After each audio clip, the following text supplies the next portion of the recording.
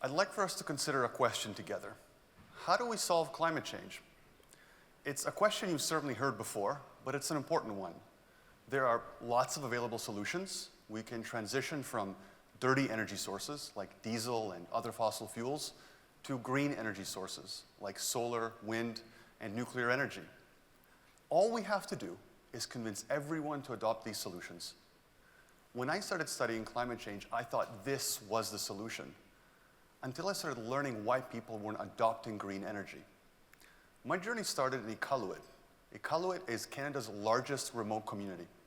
Being a remote community means it's not connected to a large regional power grid, so it has to rely entirely on itself for all of its energy needs. Iqaluit, like many other remote communities, relies only on diesel for all of its energy needs. Some of these communities you'll see with orange dots on the map behind me. These energy needs using diesel are exactly what I thought they should stop doing. Because I was solely focused on the climate change problem, the question I wanted to get to the bottom of is, how do we convince Iqaluit and other communities to get rid of diesel? I thought if this wasn't the best solution, it was one of the most important ones. And I wasn't the only one that believed this.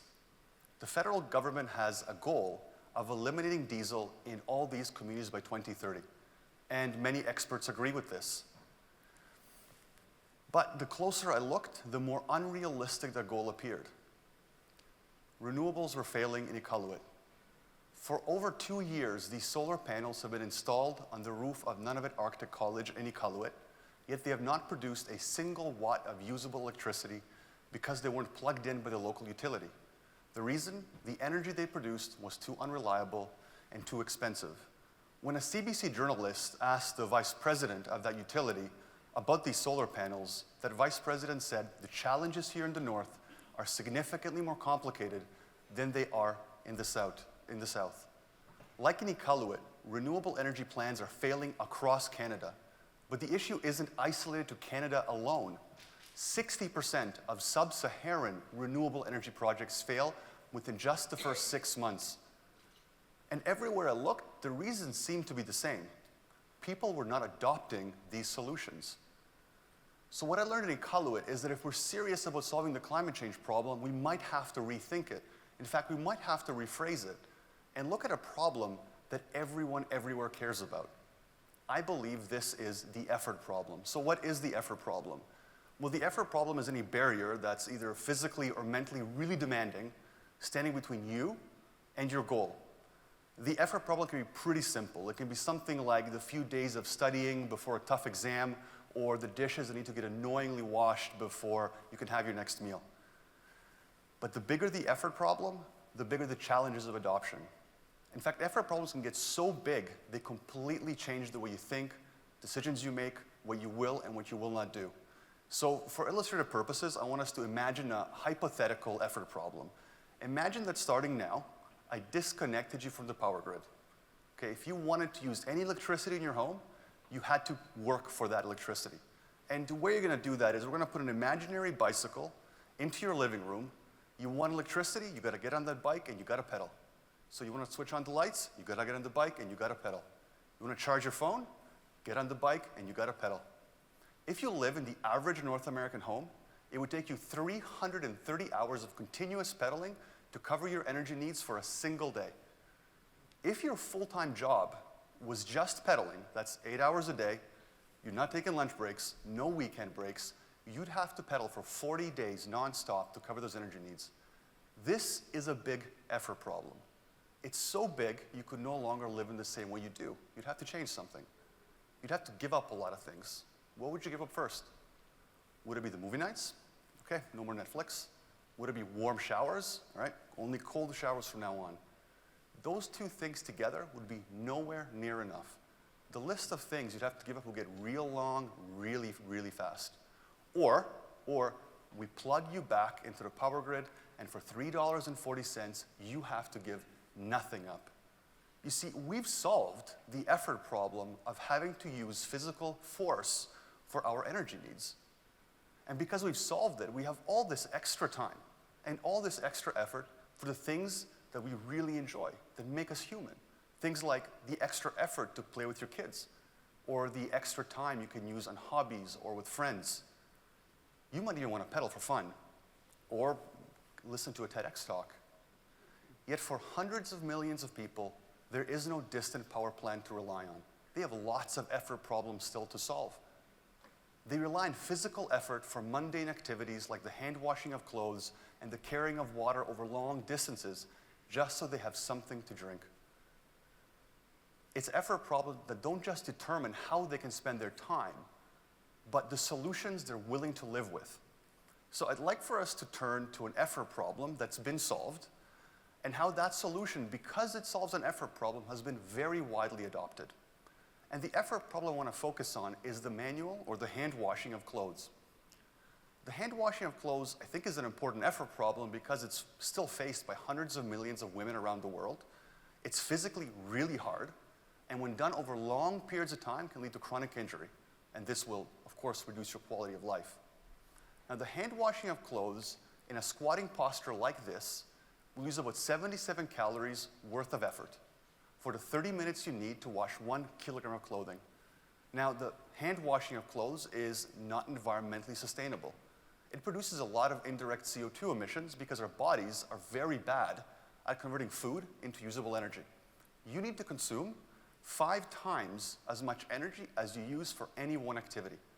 So in this specific example, the 77 calories worth of effort will produce 0.65 kilograms of indirect CO2 emissions. Of course, we've solved this effort problem with something called the washing machine.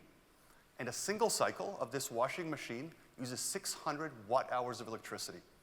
If you live in Ontario, Canada, that'll cost you 6 cents. If you earn the local minimum wage, that's the equivalent of 13 seconds of your time. In those 13 seconds, 5 times as much work gets done. 5 kilograms of clothes gets washed instead of just 1 kilogram. And also in Ontario, Canada, those 600 watt-hours produce 40 times fewer CO2 emissions. So let's do some quick math. For the same amount of work, a washing machine cycle in Ontario, Canada, produces 200 times fewer indirect carbon emissions than the hand washing of clothes. There's a very subtle point here. The washing machine was never invented to combat climate change. It was invented to reduce the effort problem. And because it's done that so well, it's been widely adopted by anybody who could possibly manage it. So why don't we apply this same thinking to trying to address climate change? Well, I believe that we can. And if we do, we'll come up with not just more creative solutions, but many more solutions that improve quality of life. So let's return to the hand washing problem. Instead of phrasing it as, how do we reduce the climate impact of hand washing, why don't we ask, how do we reduce the effort of hand washing? And if we do, lots of evidence-based solutions. A publication in the Journal of Ergonomics showed that introducing a high stool during hand washing reduces effort by 9% because it relaxes the leg muscles. You're no longer in the squatting posture. You can now sit. Now, we can do even better than this. We can introduce a low stool 15 centimeters off the ground, or we can raise the clothes to the height of a wash basin so you can stand while you do the hand washing. That will reduce effort by 34%. Look, I know these solutions seem overly simplistic, and the effort reductions may seem trivial, but they work. They reduce effort, which can now be used for other activities that improve quality of life, that increase adoption, and most of the time, effort reductions actually reduce climate change problems. Now, the other advantage of reframing the climate change question as an effort question is there's a lot of effort problems for us to solve. Effort problems don't have to be physical, like in these examples. They can be psychological. It takes real effort to overcome fear, deal with stress, or battle depression. So the photo behind me is something you may already be familiar with. It was taken by Rebecca Blackwell in Guinea of students studying under the streetlights of a nearby airport because they have no electricity at home.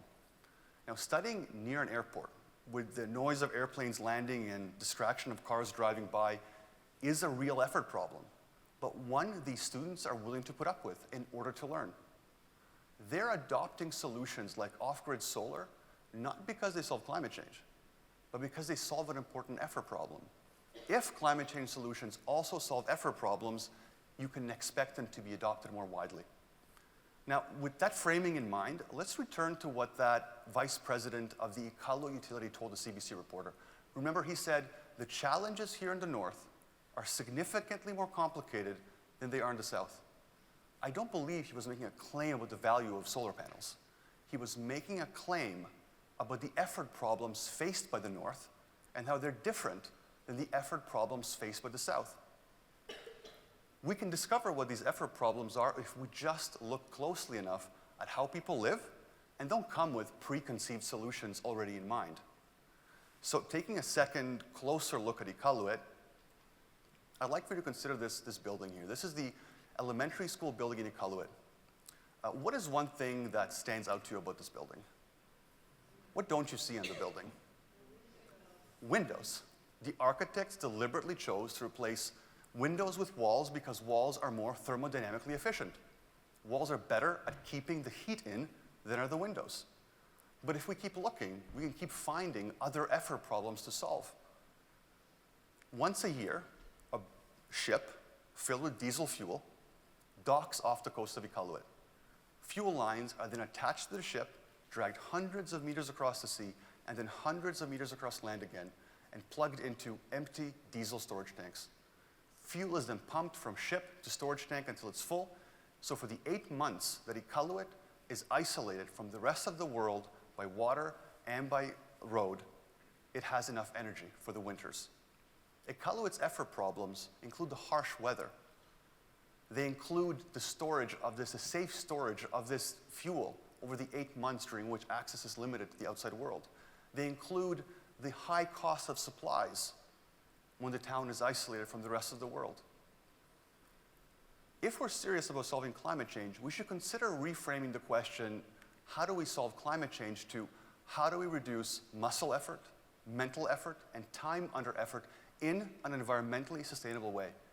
We can't expect the world to remain high effort while adopting climate change solutions. The facts show the exact opposite. We have to solve the effort problems first.